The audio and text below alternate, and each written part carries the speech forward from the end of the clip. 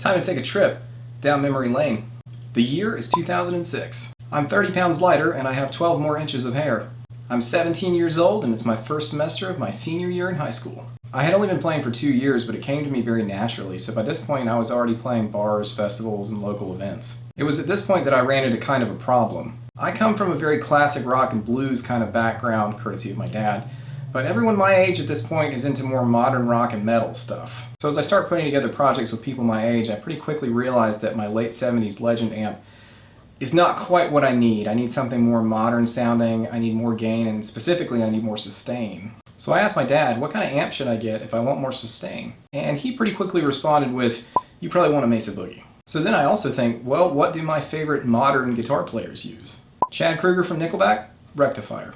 Mark Tremonti from Creed and Alter Bridge? Rectifier. Dan Estrin from Hoobastank? Rectifier. Mike Eisinger from Incubus? Rectifier. Ben Burnley from Breaking Benjamin? Rectifier. I could go on, but you see my point.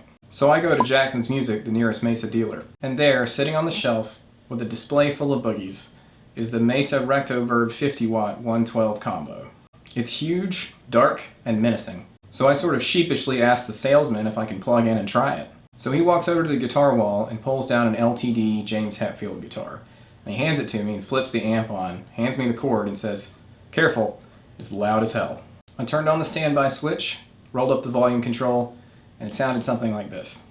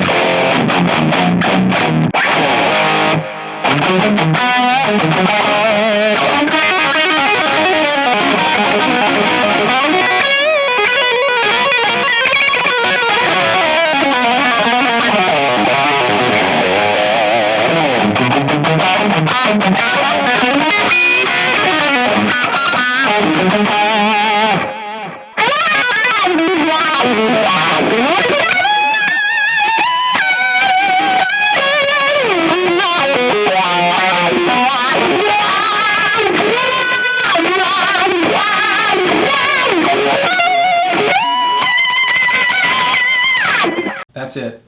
That massive, thunderous bass response, the chainsaw grinding gain, the feeling of my rib cage rattling. But unfortunately, I'm 17 and I don't have the $1,500 that it costs. In fact, I didn't quite have the $1,000 that I needed for the F50 combo that I ended up buying, but my amazing granddad gives me the extra bit I need to take that one home.